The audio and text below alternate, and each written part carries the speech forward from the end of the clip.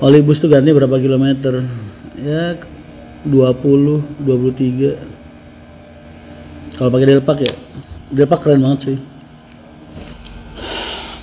Kalau jahat itu gimana contohnya mas? Dalam hal ini ya, dalam hal ini.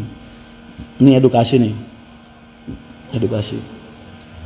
Jangan komen dulu. Contoh kecil nih dalam hal ini ceritanya.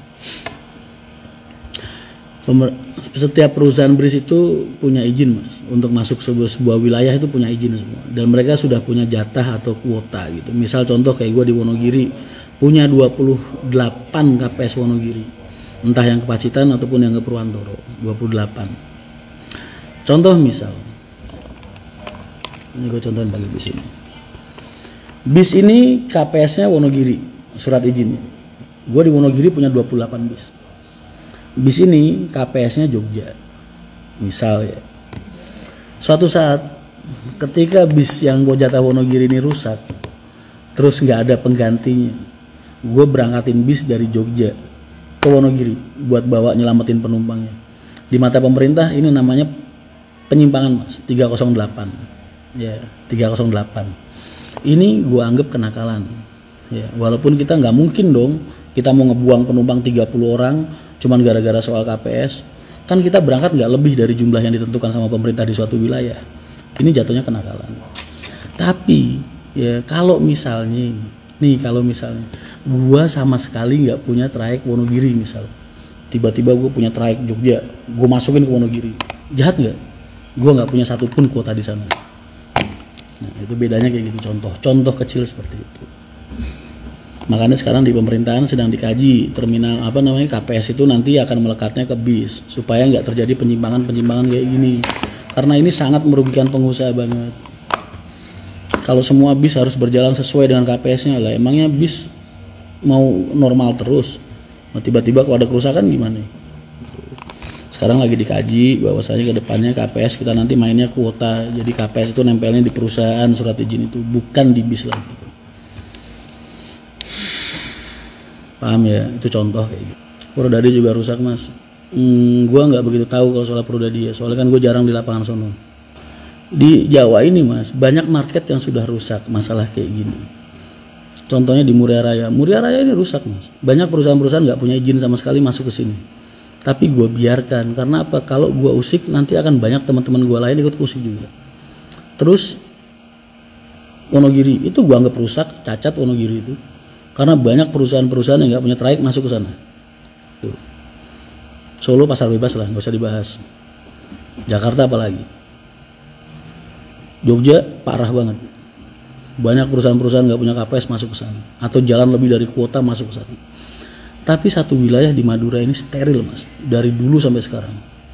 Jadi gue nggak pengen rusak. Gitu. Jadi tetap harus gue jaga sampai kapanpun gue juga pasti gue jaga. Karena apa? Di situ senior gue masih aktif semua mas, dan mereka pasti nggak mungkin gue bergerak sendiri. Ibaratnya kalau gue di lapangan, mereka nanti bersurat. Ada Pahala di situ, ada Lorena di situ. Mau Sinar Jaya aja masuk anteng-anteng aja kok, ya kan? Jadi wilayah yang udah rusak terserah lah, tapi wilayah yang masih steril, masih bersih, gue jaga pasti. Malang itu steril karena pengusaha-pengusahanya kompak banget, bagus Malang itu.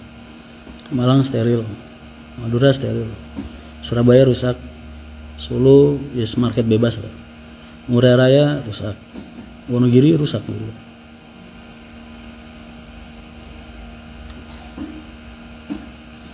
Bali, wah bersih banget, Bali keren banget bro.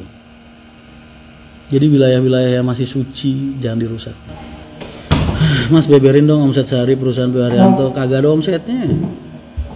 Ya bener aja begituan mau diomongin di live. Nolnya 9 yang penting udah. Tuh gue kasih keluar ya, nolnya 9. Tarif normal dari timur dan barat selisih 10.000, apakah karena bukan barat? Enggak, karena tiap daerah marketnya sendiri-sendiri. Kan kita ngikutin lapangan juga mas. Misalnya di satu terminal, PO-PO lain paguyubannya jualannya segitu, masa gue nggak naikin? Kan nggak mungkin. Jadi tergantung wilayah juga. Tapi biasanya yang kayak gitu nggak jauh beda, paling 10.000. Mas berantas copet dalam bus malam kok susah ya mas?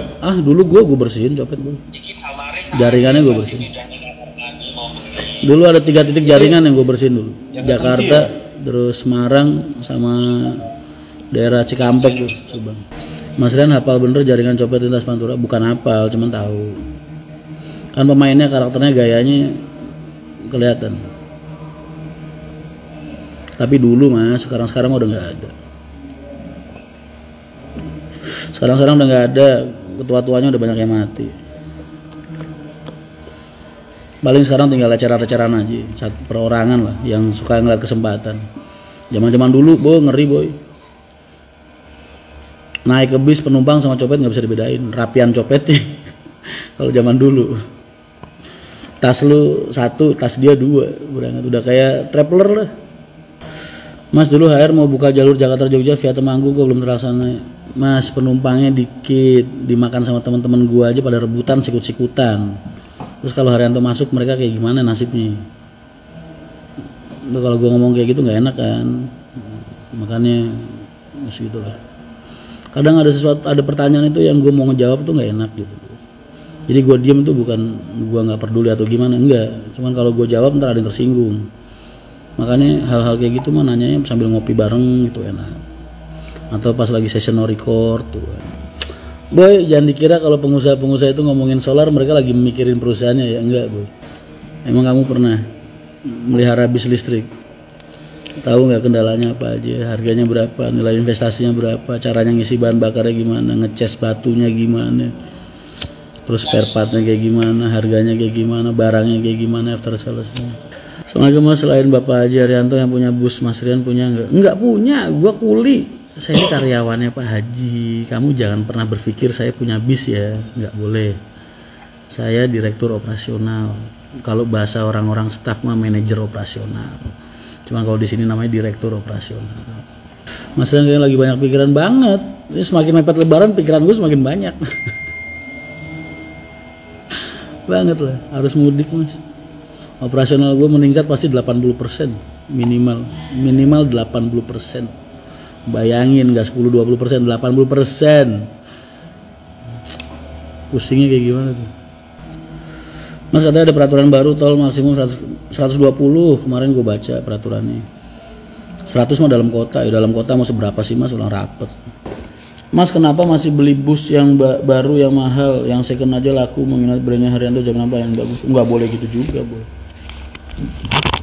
Jangan mentang-mentang laku terus lu beli second mulu gitu ya, jangan lah. Ntar market bermasalah, ntar pengaruh.